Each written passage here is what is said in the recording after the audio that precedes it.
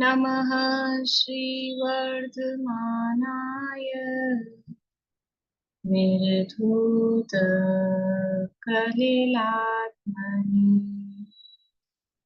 सालोकानां त्रिलोकानां यद्विद्यादर्पणायति यद्विद्यादर्पणायति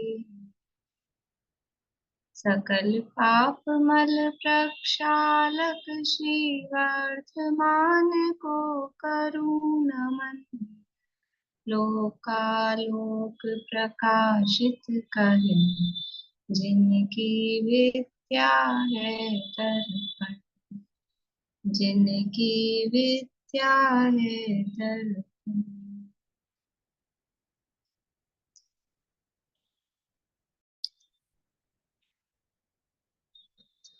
रत्नकरण शावकाचार्य नामक एक ग्रंथ है, आचार्य समंत स्वामी द्वारा रचित। इसके अंतर्गत 3 अधिकार अपने संपन्न हो चुके हैं और तीसरे अधिकार के बाद जो परिशिष्ट है उसकी काफी विस्तार से चर्चा अपन ने 47 नए और 47 शक्तियों की काफी विस्तार से चर्चा कर ली है। और अभी 2 दिन में समय सार की कुछ गाथाओं की भी चर्चा की है। इसके बाद यहाँ उपासना के रूप से पूजा की पंक्तियां दी हैं। देवशास गुरु और सिद्ध पूजन की पंक्तियां हैं। तो देवशास गुरु की एक जयमाला का अर्थ अपन पहले कर चुके हैं, उसमें जो बेसिक क्लास चलती है उसमें हो चुका है। और बाकी जो है तो अभी आप लोग पढ़ लीजिएगा। अभी तो इनको छोड़ते हैं, फिर कभी अगर अपने पास ऐसे शॉर्ट टाइम होगा कुछ तो देख लेंगे। अभी हम प्रारंभ कर रहे हैं चौथा गुणव्रत अधिकार। रत्नकरण शावकाचार्य में चौथा अधिकार है गुणव्रत अधिकार। ये हमने देखा था पहले ही, यहाँ बता दिया था तीसरे अधिकार के प्रारंभ में ही कि जो व्रत हैं वो व्रत कितने प्रकार के हैं, या जो गृहस्थ का चारित्र है उसको क्या नाम दिया है। पहले तो चारित्र के 2 भेद किए, तत् सकलम विकलम 2 प्रकार का है, एक सकल चारित्र और एक विकल चारित्र। सकल चारित्र होता है अनगाराणाम और सागाराणाम, वो विकल चारित्र, उनके विकल चारित्र होता है। तो यहाँ विकल चारित्र की चर्चा चल रही है। और गृहस्थों की वो जो चारित्र होता है वो कितने प्रकार का होता है, यहाँ श्लोक में भी अपन ने पाठ किया। श्लोक में बताया था गृहस्थों का चारित्र कितने प्रकार का होता है, जो विकल चारित्र जिसको कहा है। 5 अनुव्रत, 3 3 3 गुणव्रत, 4 शिक्षा व्रत। हाँ, तो 3 प्रकार का होता है, अनुव्रत रूप, गुणव्रत रूप और शिक्षा व्रत रूप। तो अनुव्रत 5 है, गुणव्रत 3 है और शिक्षा व्रत 4 है। तो उनमें से तीसरे अधिकार में जो इससे पहले वाला था उसमें किसकी चर्चा हो गई। तीसरे अधिकार में इनमें से किसकी चर्चा हो चुकी है, अनीता जी।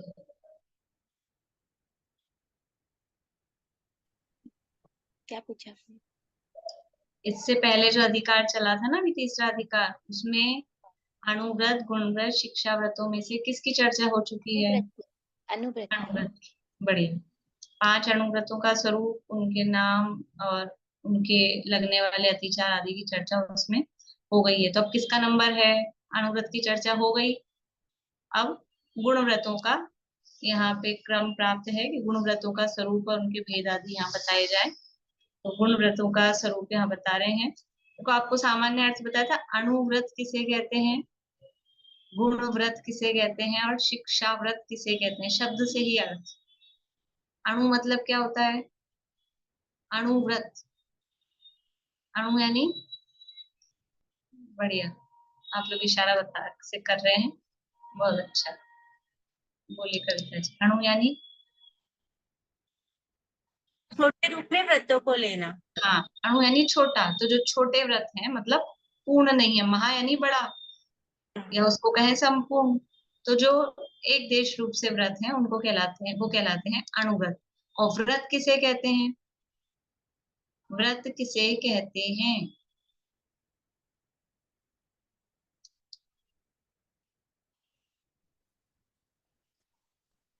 अपने किस मतलब तीनों चीजों को मिलाकर जो त्याग किया जाता है अपने चारित्र में।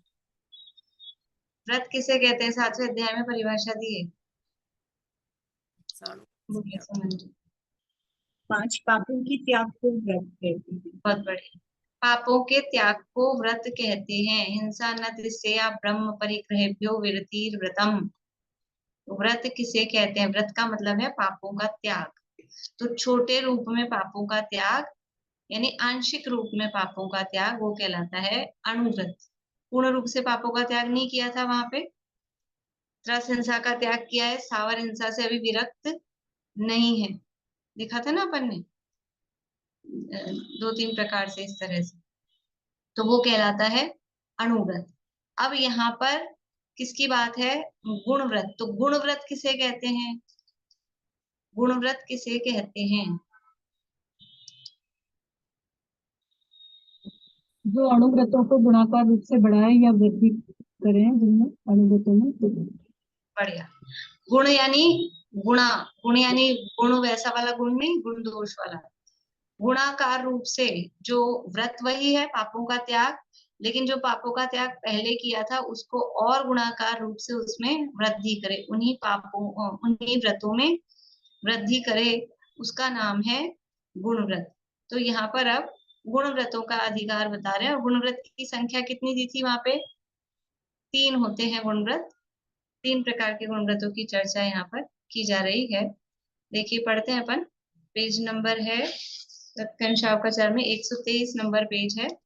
चतुर्थ गुण व्रत अधिकार।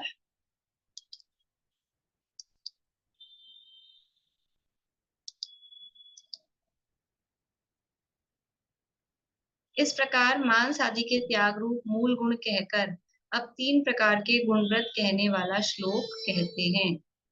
श्लोक में बोल रही हूँ, पीछे बोलिएगा सूचना अभी आप। दिग्व्रत मनार्थ दंड व्रतम च भोगोपभोग परिमाणम अणुग्रहणात् गुणानामाख्यांति गुणव्रतान्यार्यः। दिग्व्रत मदार्थ पंच भोगोपभोग परिमाणम अनुग्रहणात् गुणानाम् आख्यान्ति गुणव्रतान्। देखिए एक बार पहले मैं संदेश छेद बता देती हूँ, फिर दोबारा बोलती हूँ। देखिए दिग्व्रतम अनर्थ दंड व्रतम। दिग्व्रतम त पे ऐसे ही अंक की मात्रा आएगी और अ निकलेगा उसमें से, तो वो आधा मैं और अ वो मिलके हो गए मैं पूरा। दिग्व्रतम अनर्थ दंड व्रतम च भोगोपभोग परिमाणम। एक ही शब्द है, भोग उपभोग को अलग कर ले, बाकी भोगोपभोग एक ही बात, एक साथ ही क्या है, एक ही शब्द के रूप में भी कह सकते हैं। भोगोपभोग परिमाणम अणुग्रहणाद, अणुग्रहणाद ये भी एक ही शब्द है। गुणानाम आख्यांति, गुणानाम आख्यांति, गुणानाम म हलंत हो जाएगा और आ निकल जाएगा उसमें से। गुणानाम आख्यांति गुणव्रतानि आर्यः।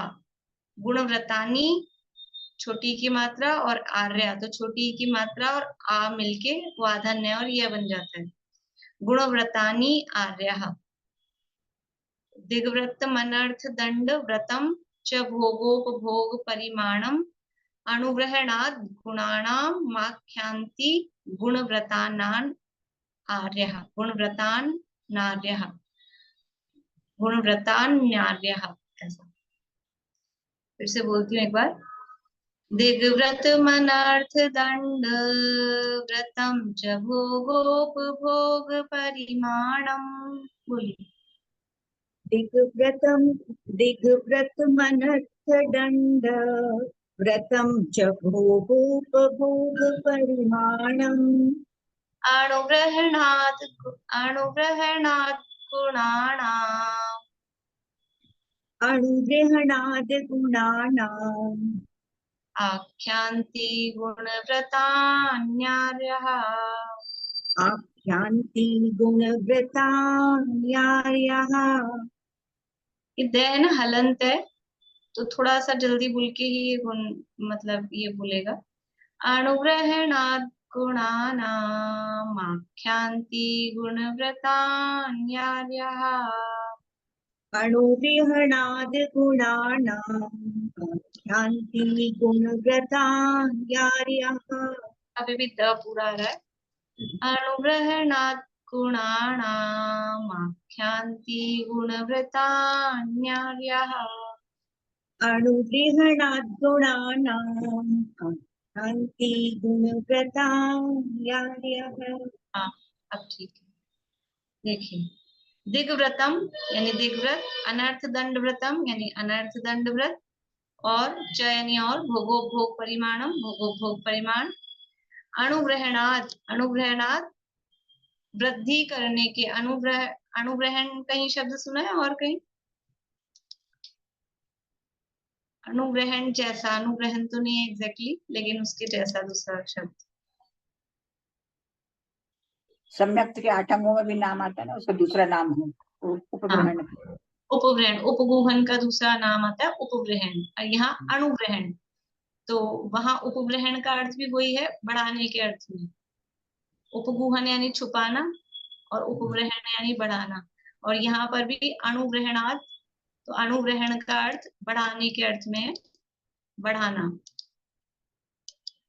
अणुग्रहणात् यानी कि वृद्धि करना, बढ़ाना। गुणानाम यानी गुणों में। आख्यांति, आख्यांति यानी कहते हैं, कहा गया है। गुणव्रतानी, गुणव्रत। और आर्यः, आर्य यानी आर्य पुरुषों के द्वारा। आर्य कौन है? तो आर्य यहाँ शुरू से ही आप देखेंगे जितने भी श्लोक है, वहां जो भी शब्द आते हैं तो गंधर्व परमात्मा के लिए वो कहते हैं, गंधर्व भगवान ऐसा कह रहे हैं। ऐसा क्यों है? क्योंकि समावरण में भगवान की दिव्य ध्वनि खिलती है, तो भगवान की तो दिव्य ध्वनि ओंकार रूप से खिलती है, पर इसके द्वादशांग रूप रचना, ये शास्त्रों के रूप में रचना, वो गंधर्व परमात्मा करते हैं और आचार्य आदि करते हैं। इसलिए यहाँ पर वो जो भी कौन कह रहे हैं, तो यहाँ सीधा सर्वज्ञ परमात्मा कह रहे हैं, ऐसा नहीं कह के गंधर्व भगवान कह रहे हैं, ऐसा यहाँ पर कहा गया है। गंधर्वों ने भी कहाँ से लिया है? वो भगवान से ही लिया है। तो गंधर्व कह रहे हैं मतलब भगवान की वाणी को सुनकर गणधर ही उसको समझाते हैं, गणधर उसको झेलते हैं और फिर बाकी टाइम में वो जीवों को समझाते हैं। तो यहाँ गणधर परमात्मा कह रहे हैं, ऐसा कह रहे हैं। देखिए, अन्वय अर्थ पढ़ते हैं, सरल है अर्थ। अब श्लोक भी सरल ही है, बहुत ज्यादा कठिन नहीं है।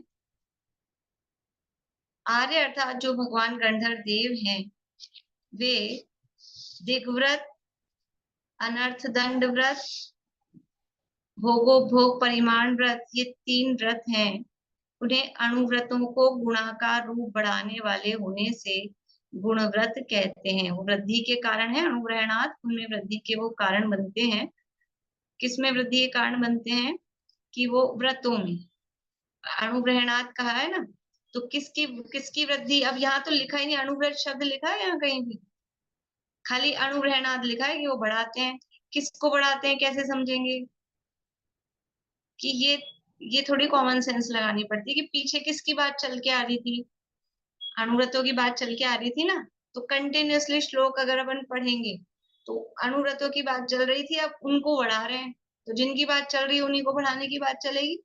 तो ये उससे पीछे से अपने आप ही उससे समझा जाता है कि अणुव्रतों को बढ़ाने के जो कारणभूत होने से इनको गुणव्रत कहा जाता है। और ये 3 है, दिग्व्रत, अनर्थ दंड व्रत और भोगोपभोग परिमाण व्रत। देखिए, और जो शायद छड़ाला में है और अपनी जो बालबोध में जो ज्ञानी श्रावक के 12 व्रत वाला पाठ है, वहां पे गुणव्रत 3 लिए हैं, वहां एक नाम अलग है। जिन लोगों ने पढ़ा है उन लोगों को ख्याल में है ना, कुछ लोग गर्दन हिला रहे हैं, जिनको नहीं पढ़ा है उनको तो कोई मतलब ही नहीं है। लेकिन यहाँ रत्नगंज शावकाचार्य में इस प्रकार से दिया, उसमें कोई खास बात नहीं है। वो वाला व्रत वो आगे शिक्षा व्रतों में लिया उसमें। वहां क्या नाम है? वहां दिग्व्रत, देश व्रत और अनर्थ दंड व्रत, ऐसे 3 नाम है। और यहाँ दिग्व्रत, अनर्थ दंड व्रत और भोगोपभोग परिमाण, ये 3 व्रत लिए हैं। तो ये आचार्यों की अपेक्षा है, हमको मतलब जिसको जो ऐसा लगा कि नहीं ये गुणाकार रूप से वृद्धि कर रहा है, तो इसको उसमें ले लिया। इसमें कोई गलत है कि कौन सही है या कोई कंट्रोवर्सी है, ऐसी कोई बात नहीं है। अपेक्षाएं हैं, कहने की अपेक्षा है। पर अभी अपन रत्नकरण शावकाचार्य पढ़ रहे हैं तो अपन यहाँ के हिसाब से चलेंगे, ठीक है ना। तो यहाँ पर कौन से 3 व्रत लिए हैं गुण व्रत में? दिग्व्रत, अनर्थदंड व्रत और भोगोभोग परिमाण व्रत। देखिए दिग्व्रत किसे किसे कहते हैं? 10 दिशाओं में गमन करने की मर्यादा करना वह दिग्व्रत है। नाम से ही समझ में आता है, दिग यानी दिशा और व्रत यानी उसमें मर्यादा करना, पापों का त्याग करना। तो 10 दिशाओं में आवागमन की मर्यादा करना वो दिग्व्रत कहलाता है। 10 दिशाएं कौन सी होती हैं? 10 दिशाएं कौन सी होती हैं? बोलिए रश्मि जी।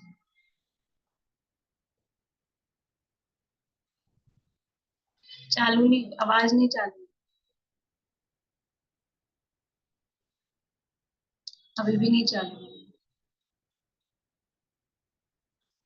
चलिए कोई और, हाँ अब हो गई कुल। पूर्व पश्चिम उत्तर दक्षिण 4 तो ये हो गई। और हाँ। फिर वो होती ना एक ईशान कोण और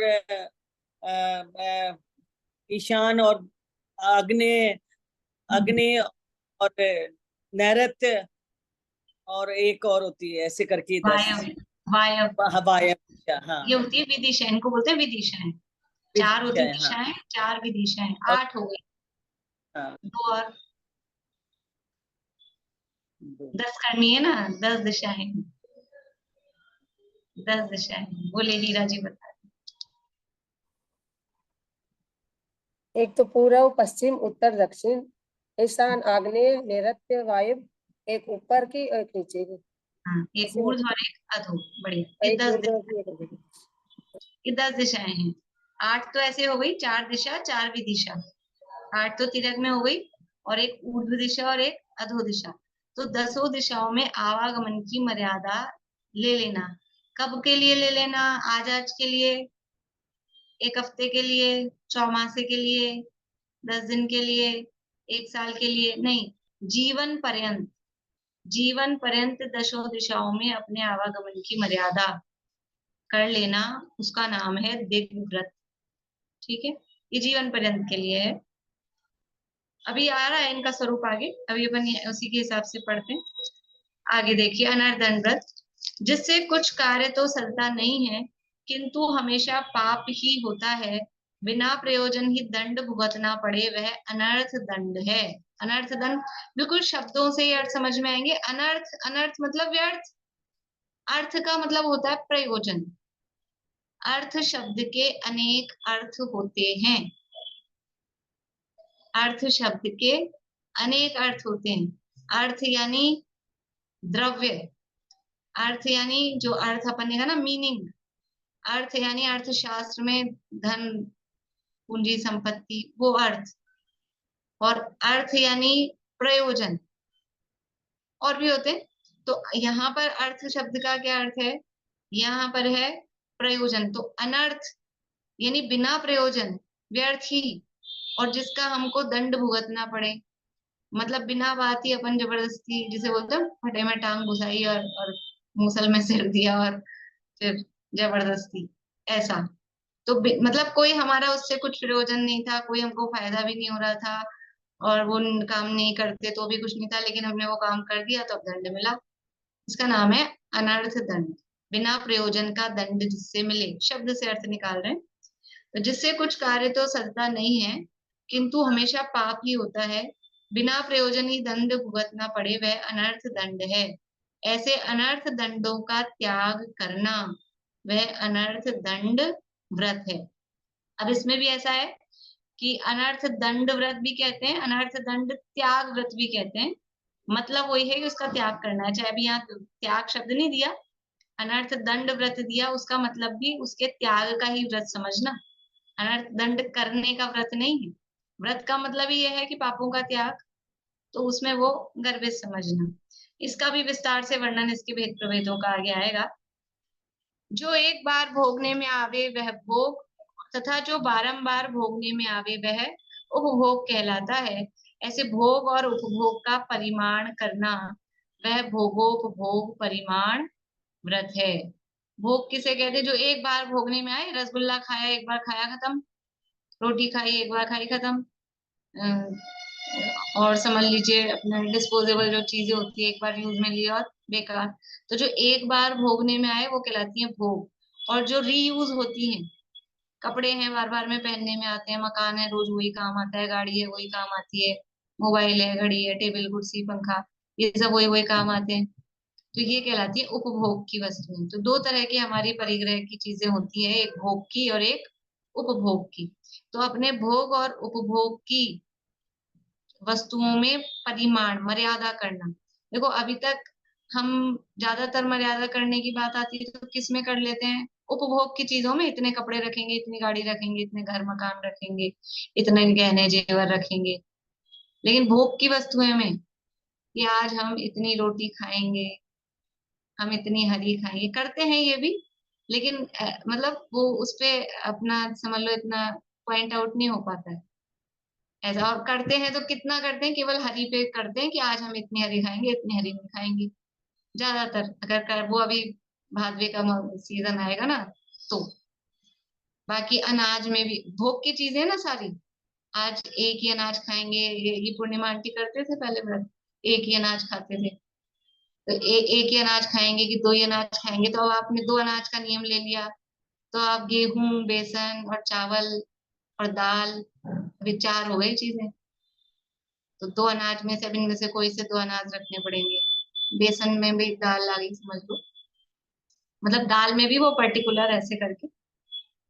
और भी जो भी चीजें हैं, सब्जियां हैं, मिठाइयां हैं, वो सब खाने पे भोग की चीजें हैं ना जो, तो उसमें भी परिमाण करना, ये भोगोपभोग परिमाण व्रत है। तो अभी तक हमने क्या किया था? अभी हिंसा, झूठ, चोरी, कुशील, परिग्रह का त्याग किया।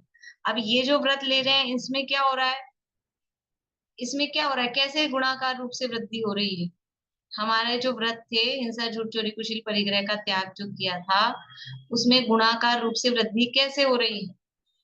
तो देखो, मेन तो है जो प्रमुख पाप है ना, प्रमुख पाप कहो कि असली पाप कहो, वो तो एक ही है। क्या है?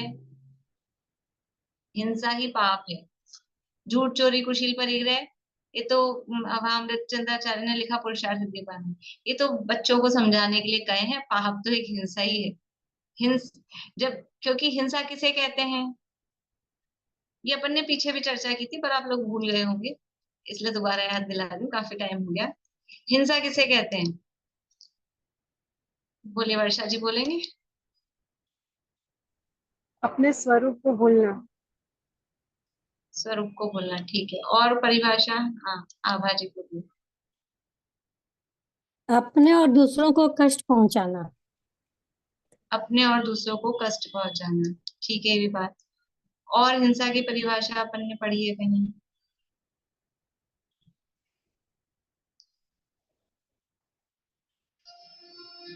प्रेमलता जी बोलिए। आत्मा में मोह, राग, द्वेष के परिणामों की उत्पत्ति होना हिंसा है। हाँ, और जीवों का वाद भी हिंसा है। हाँ, जीवों बढ़िया। का वाद, आत्मा में मोह, राग, द्वेष भावों की उत्पत्ति होना ही हिंसा है। असली हिंसा, भाव हिंसा तो वही है। और फिर बाहर में स्व और पर को दुखी करना, उनका प्राणों का घात करना, वो भी द्रव्य हिंसा है। तो आत्मा में मोह, राग, द्वेष भावों की उत्पत्ति होना वही हिंसा है। तो झूठ बोल रहे हैं तो आत्मा में भाव मोह, राग, द्वेष के हो रहे हैं कि नहीं हो रहे हैं? झूठ बोलते समय, चोरी करते समय आत्मा में क्या मोह, राग, द्वेष के भाव नहीं हो रहे हैं? हो रहे हैं। कुशील सेवन करते समय, परिग्रह सेवन कर संचय करते समय, तो वो मोह, राग, द्वेष के भाव तो हो ही रहे हैं ना। इसलिए इन चारों में तो हिंसा हो ही रही है ही। इसलिए पाप तो एक ही है, वो आत्मा में मोह, राग, द्वेष भावों की उत्पत्ति होना जो है हिंसा, वही है। लेकिन अब समझाने के लिए उसके अलग अलग तरह से और द्रव्य रूप में उसको अलग अलग से बताने के लिए वो भेद किए गए हैं। तो यहाँ पर जो अहिंसा, मतलब हमारी हिंसा में और कमी हो, हिंसा का अनुव्रत लिया, हिंसा का त्याग किया। अब वो जो हिंसा का त्याग किया था उसमें और कमी हो, हिंसा जो चल रही थी अभी तक जीवन में, उसमें और कमी हो, उसके लिए ये दिग्व्रत और अनर्थ दंड त्याग व्रत उसके लिए, और परिग्रह में और कमी हो उसके लिए ये भोग परिमाण व्रत समझ लो यहाँ पर दिया गया है। तो उसमें और वृद्धि कर रहे हैं गुणाकार रूप से, इसलिए इसको गुण व्रत यहाँ कह रहे हैं। देखिए दिग्व्रत का स्वरूप कहने वाला श्लोक कहते हैं, श्लोक नंबर 68 है।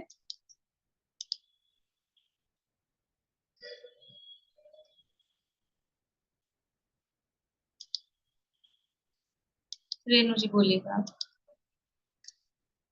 दिग्वलयं परिगणितं दिग्वलयं परिगणितं कृत्वा तोहं बहिर्न यास्यामि कृत्वा तोहं बहिर्न यास्यामि इति संकल्पो दिग्व्रत इति संकल्पो दिग्व्रत मामृत्यणुपाप विनिवृत्ये मामृत्यणुपापविनिवृत्तै दिग्वलयं परिगणितं कृत्वा तोहं बहिर्न यास्यामि इति संकल्पो दिग्व्रत मामृत्यणुपाप विनिवृत्ये। दिग्वलयं परिगणितं कृत्वा तोहं बहिर्न यास्यामि इति संकल्पो दिग्व्रत मामृत्यनुपापविनिवृत्तै।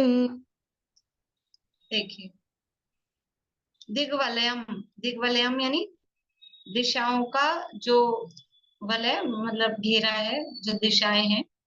वलय मतलब बात वलय बोलते हैं घेरा, दिशाओं का जो घेरा या समूह है, यानी दिशाएं जो है उसमें परिगणितम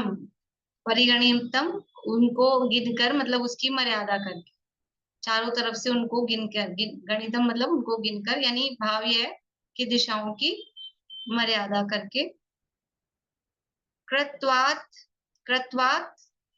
यानी करके, दिग्वलयम परिगणितम कृत्वात दिशाओं की मर्यादा को करके, कृत्वा फिर अतः अहम, ये जो शब्द है ना कृत्वा तो हम, इसमें कृत्वा अतः अहम 3 शब्द हैं। कृत्वा यानी करके, अतः यानी इससे, अहम यानी मैं, बहिर्न बाहर नहीं, यास्यामी यानी जाऊंगा, दिशाओं की मर्यादा करके फिर मैं इसके बाहर नहीं जाऊंगा। इति संकल्पो इस प्रकार का जो संकल्प लिया, इस प्रकार का जो संकल्प है, दिग्व्रतम वो दिग्व्रत है, दिग्व्रतम यहाँ पे भी संधि है, दिग्व्रतम आमृति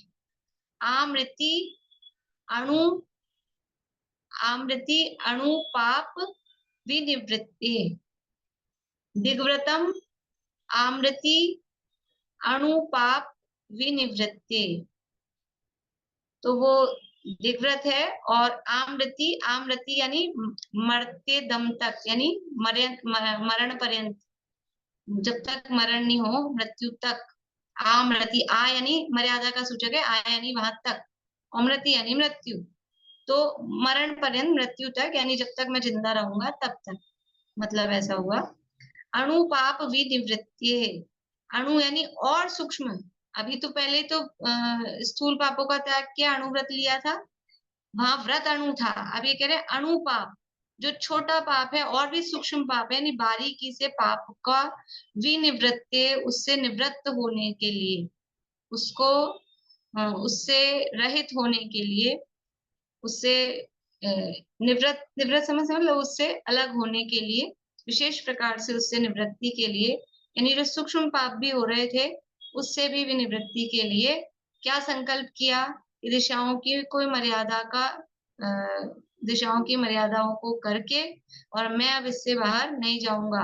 कब तक नहीं जाऊंगा? आमृति, जीवन पर्यंत या मरण पर्यंत मैं इससे बाहर नहीं जाऊंगा। इस प्रकार का जो संकल्प है वो दिग्व्रत कहलाता है, और सूक्ष्म पापों की निवृत्ति के लिए इस प्रकार का जो संकल्प किया गया है।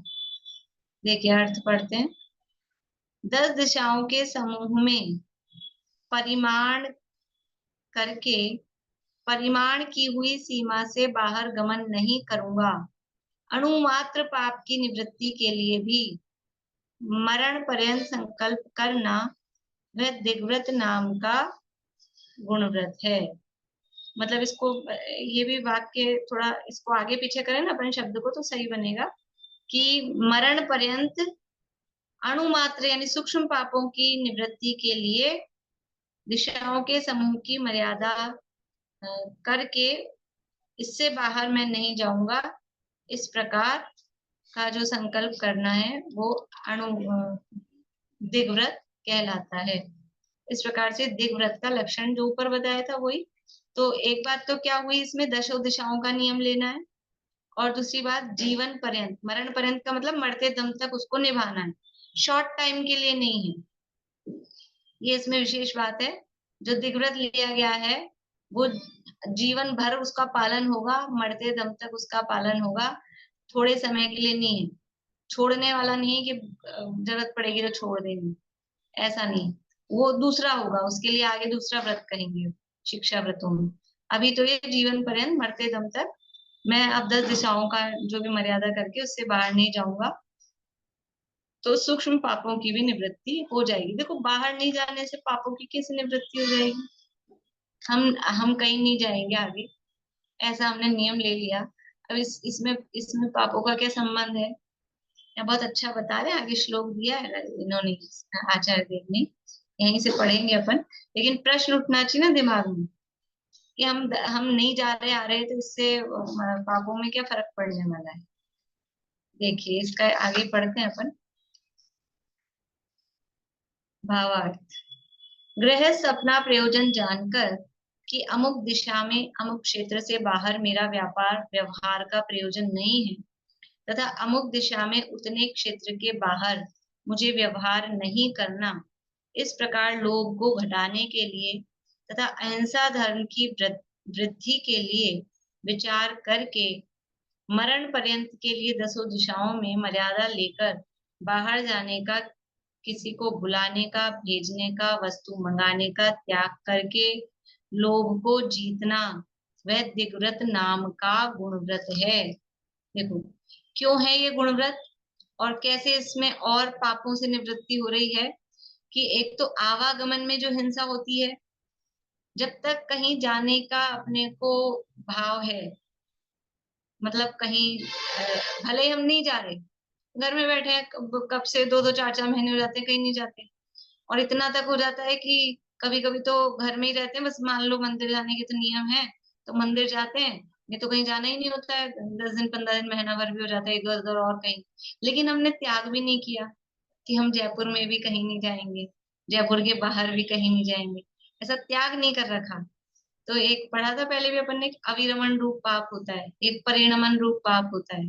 तो जब जा रहे आ रहे हैं तब जो पाप लग रहा है वो तो परिणमन रूप पाप है, लेकिन हमने त्याग नहीं किया है और नहीं भी वो काम कर रहे हैं, गमन आवागमन नहीं भी कर रहे हैं, तो भी क्योंकि त्याग नहीं किया है, अविरत रूप उससे है, तो वो अविरमण रूप पाप वो निरंतर लगता रहता है। कल हम लोग बैठे थे कहीं तो ऐसी चर्चा चल रही थी, तो मतलब कोई व्यक्ति 60 साल की उम्र में वो बोले कि अब मैं दूसरी शादी नहीं करूंगा, ऐसा मैंने नियम ले लिया भगवान के सामने जाके। सब हंसने लग गए, अभी भी हंसी आ गई।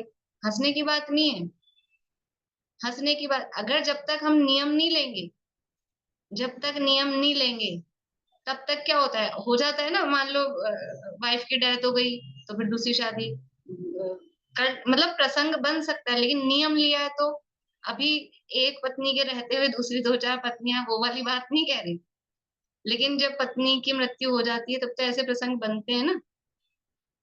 तो जब तक नियम नहीं लिया, जब तक नियम नहीं लिया तब तक वो अविरमण रूप पाप, वो मतलब अनेक विवाह करने का मन में भाव है, भले करेंगे नहीं, है भी नहीं, लेकिन अगर नियम नहीं लिया तो वो चलता रहता है। तो इस प्रकार से मतलब वो नियम लेना। तो यहाँ हम कहाँ जा रहे हैं, अब पता नहीं जिंदगी में कभी अमेरिका जाएंगे नहीं जाएंगे, और उसके बाद तो दुनिया में अपन कोई विदेश क्षेत्र तो जाने वाले हैं नहीं, लेकिन नियम नहीं है, त्याग नहीं है, तो वो सारा पाप अविरमण रूप लगता रहता है। इसलिए जो अभिव्रती है, जो व्रती है, तो उसके परिणाम और विरक्त होते हैं, और विरक्त होते हैं। तो अभी अणुव्रत लिए थे, और अब 10 दिशाओं में भी आवागमन की मर्यादा निश्चित कर लेता है कि मैं जीवन भर इससे आगे बाहर नहीं जाऊंगा। तो वो हिंसा से किस प्रकार से बचता है, नियम किस प्रकार लेने चाहिए, वो सारी चर्चा आगे श्लोक में करने वाले हैं आचार्य, अपन करेंगे वही चर्चा। बोलिए बुआ। हम ऐसा ले सकते हैं कि नी जाएंगे जब तक त्याग है। भाई नहीं, है? ऐसा ये नहीं, तो सब नहीं, ऐसा ये, नहीं ले सकते हाँ ये तो भाई। चल कभी वाली एकदम होता है ना, तो भाई कैसे ले त्याग। नहीं। त्याग तो अभी आगे बताने वाले हैं, त्याग की विधि। ऐसा थोड़ा ना है, हम नहीं, मैं यहाँ से नहीं नहीं, उठूंगी तब तक मेरे त्याग है, तो जब उठ गई, ऐसा थोड़ी ना होता है। अच्छा ऐसा नहीं, ऐसा नहीं है, बुद्धि पूर्वक कि मेरे अच्छा। 1 साल का, मेरे 1 दिन का। अभी आज का तो आपको पता है ना, कहीं फॉरेन नहीं जाने वाले आप, तो तो आज का तो रोज ले फॉरेन मतलब जाने रोज। के लिए तो टिकट होते हैं बहुत दिन पहले, तो कम से कम 8-8 दिन का, 10-10 दिन का तो कर ही सकते हैं। तो हाँ, आठ एक दस पे दिन दिन। में तो कोई फॉरेन हाँ जाने वाला है नहीं, उसके लिए तो बहुत हाँ काफी टाइम लगता ही है। हाँ, लगता है। तो पर वो दिग्व्रत में नहीं आएगा, वो देश व्रत में आएगा। दिग्व्रत तो जीवन पर्यंत के लिए बात चल, हाँ, तो वो तो जीवन पर्यंत की बात। लेकिन हाँ, मतलब इस तरह से जब तक हम नियम में नहीं बनेंगे, तब तक वो उस तरह का पाप लगता रहता जैसे सोते समय लेते हैं, सोते समय कि भाई हम उठेंगे जब तक का, नहीं उठेंगे जब तक का। है। आप रात को 2 बजे उठ गए फिर क्या? नहीं मतलब सुबह 6 बजे ऐसे तक नहीं, का। टाइम से, हाँ टाइम से होता है। हाँ, 6 मैं बजे जब तक। तक सो रही हूँ तब तक मेरे सबका त्याग है, मैं उठ गई तो मैं कुछ भी खा पी सकती हूँ, तो रात को 2 बजे उठ जाओ, खाते ऐसा तो नहीं। नहीं, मतलब 4 नहीं प्रकार के मतलब मैं आहार का। आपका नहीं कह हाँ रही, मैं आपका नहीं कह हाँ रही, मैं उदाहरण मतलब बता रही हूँ। हाँ यह हाँ, ऐसा नहीं होगा, वो टाइम से लिया जाए। टाइम से ले। हाँ, हाँ ठीक ठीक। चलिए, बोलिए विनीता आंटी। दीदी ऊर्ध्व दिशा का त्याग करने का मतलब हवाई जहाज में नहीं बैठ सकते ना।